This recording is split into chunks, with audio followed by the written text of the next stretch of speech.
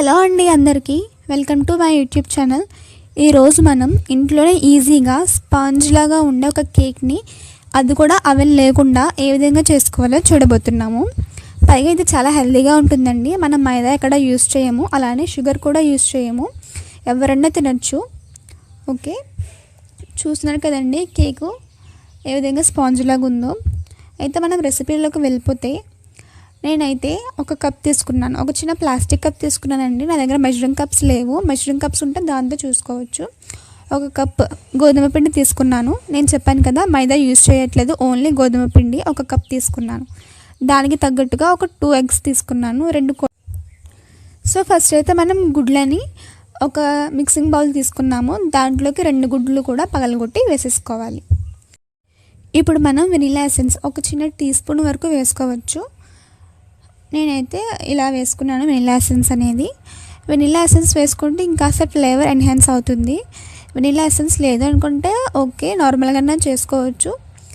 So vanilla essence కూడా వేసుకున్నాక ఇప్పుడు మనం దీన్ని బాగా బీట్ చేయాలండి. మనకి కన్సిస్టెన్సీ అనేది కొంచెం కొంచెంగా ఫోమ్ లాగా, క్రీమ్ లాగా అలా మారుతూ ఉంటుంది. ఎగ్జాక్ట్ క్రీమ్ లాగా రానక్కర్లేదు, కొంచెం ఫోమ్ లాగా వచ్చినా సరిపోతుంది. ఇలాగ చేతితో చేస్తే చాలా టైం పడుతుంది. మీ దగ్గర మిషన్ ఏమైనా ఉంటే మిషన్తో బ్లెండ్ చేసేసుకోవచ్చు ఈజీగా, లేదు అంటే మిక్సీ కూడా పట్టుకోవచ్చండి. మిక్సీలో వేసి ఒక 5-10 నిమిషాలు జాగ్రత్తగా తిప్పుకుంటే కొంచెం ఫోమ్ లాగా అవుతుంది. కాస్త ఎక్కువగా తిప్పుకుంటే క్రీమ్లా కూడా వస్తుంది. మనకి ఒక ఫోమ్ కన్సిస్టెన్సీలో ఉంటే సరిపోతుంది.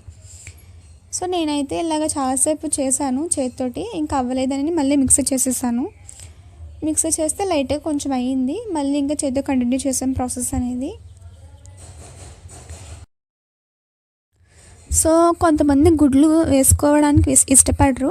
సో అలాంటి వాళ్ళు గుడ్లకు బదులుగా ఒక కప్ వరకు పెరుగు తీసుకోవచ్చండి. పెరుగుతో కూడా చేయొచ్చు. ఓకేనండి. సో ఈ విధంగా మనం బాగా బీట్ చేసుకోవాలి. చూస్తున్నారు కదండి కొంచెం కొంచెంగా ఎలా వస్తుందో నురగలాగా. చేతితో చేస్తే ఇలానే చాలా టైం పడుతుందండి, కొంచెం పేషెన్స్గా చేయాలి. అయితే మనకి ఫైనల్గా కన్సిస్టెన్సీ అనేది ఈ విధంగా ఉంటే సరిపోతుంది. ఇప్పుడు ఏం చేయాలంటే దీంట్లో మనం ఆయిల్ వేసుకోవాలి. మనం గోధుమ పిండి ఏ కప్తో అయితే తీసుకున్నామో అదే కప్ సకానికి వెజిటేబుల్ ఆయిల్, అంటే ఏదైనా ఒక ఫ్లేవర్లెస్ ఆయిల్ అనేది తీసుకోవాలి. కప్ సకానికి తీసుకోవాలి. ఒకవేళ ఆయిల్ లేదు వద్దు అనుకుంటే బటర్ కూడా తీసుకోవచ్చు, కరిగించిన బటర్ తీసుకోవచ్చండి. సేమ్ కప్ సకానికి తీసుకోవాలి. సో నేనైతే ఆయిల్ వేసేసుకున్నాను. ఆయిల్ వేసుకున్నాక మళ్ళీ ఇంకా ఒకసారి బీట్ చేయండి బాగా. సో ఇలా చేసిన తర్వాత నేను ముందుగానే చెప్పాను కదండి మనం ఎక్కడ షుగర్ యూస్ చేయము అని. షుగర్కి బదులుగా మనం బెల్లంని యూస్ చేయబోతున్నాము. అయితే మనం ఏ కప్తో అయితే గోధుమ పిండి తీసుకున్నాం అదే కప్లో మనం తురుముకున్న బెల్లంని తీసుకుంటున్నాము. కొంచెం తేల్చి తీసుకోండి, అంటే కప్పు ఫుల్గా తీసుకోకుండా కొంచెం తేల్చి తీసుకోండి బెల్లంని. ఓకే, అయితే ఆయిల్ కూడా వేసుకున్నాము, బాగా మిక్స్ చేసుకుంటున్నాం కదండి. ఇంక ఇప్పుడు ఇది మిక్స్ అయిపోయింది. ఇప్పుడు మనం ఏం చేయాలంటే బెల్లంని యాడ్ చేసేసుకోవాలి. అయితే నేను ఏమన్నా వీడియోస్లో సరిగ్గా చెప్పట్లేదు, ఏమైనా మిస్టేక్స్ చెప్తున్నానంటే మీరు నాకు కమెంట్స్లో చెప్పండి, నేను కరెక్ట్ చేసుకుంటాను. ఓకే, సో నెక్స్ట్ మనం బెల్లం చూపించాను చూడండి ఒకసారి.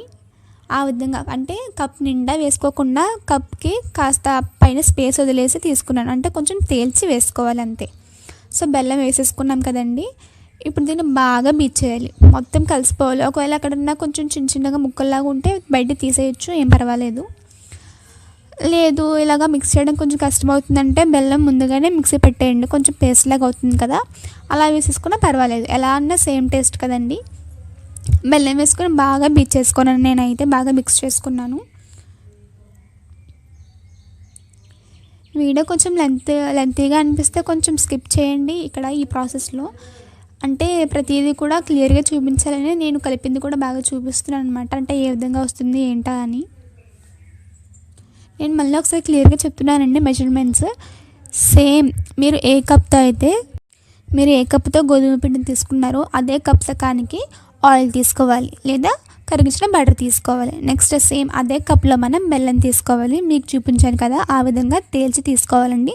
మరీ ఫుల్గా అయితే కొంచెం స్వీట్ అవ్వచ్చు. సో నేను చూపించినట్టుగా తీసుకుంటే కరెక్ట్గా సరిపోతుంది, నాకైతే కరెక్ట్గా సరిపోయిందండి. ఒకవేళ స్వీట్ ఎక్కువ తినే వాళ్ళంటే ఇంకాస్త మీ టేస్ట్ తగ్గట్టుగా ఇంకాస్త వేసుకోవచ్చు, పర్వాలేదు. సో బెల్లం చూస్తున్నారు కదండి, కరిగిపోయింది మొత్తం అంతా కూడా. బెల్లం వేసి బాగా మిక్స్ చేసిన తర్వాత మనకి కన్సిస్టెన్సీ అనేది కాస్త థిక్ అవుతుంది. ఓకే, సో నెక్స్ట్ వచ్చేసి ఈ విధంగా చేసుకోవాలి.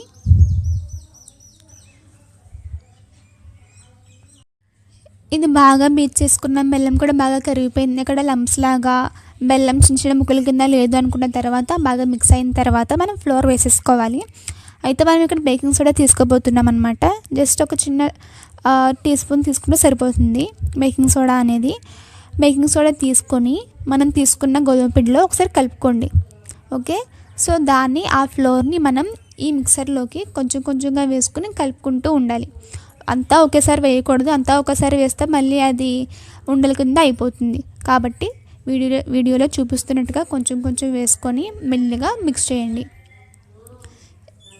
నేను చూపిస్తున్నాను కదండి, దీంతో బ్లెండ్ చేసుకుంటే, దీంతో కలుపుకుంటే ఈజీగా అవుతుంది. ఏ స్పూన్తోనో ఏదైనా గరిటెతోనో చేసుకుంటే ఈజీగా అవ్వదు.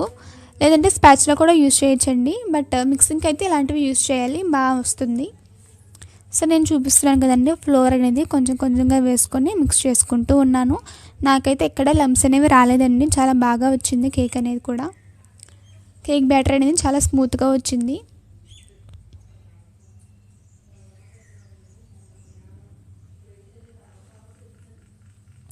ఆ విధంగా పిండి అంతా కూడా వేసేసుకొని అంతా బాగా కలుపుకోండి.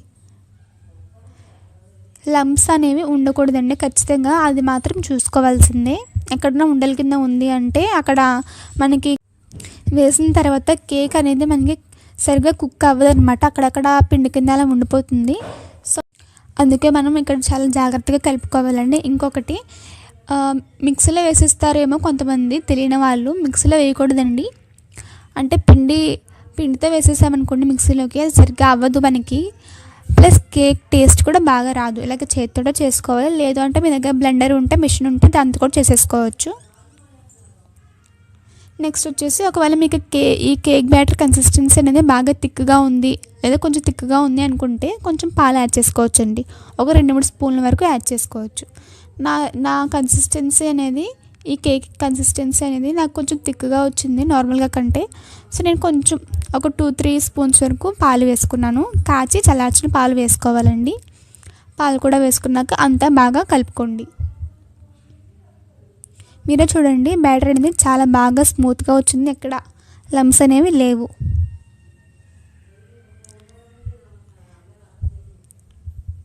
సో మనకి కన్సిస్టెన్సీ ఏ విధంగా ఉండాలో నేను చూపిస్తున్నాను, ఒకసారి చూడండి. ఈ విధంగా ఉండాలి. ఈ విధంగా వచ్చింది అంటే మీ కేక్ బ్యాటర్ అనేది పర్ఫెక్ట్గా రెడీ అయినట్టు.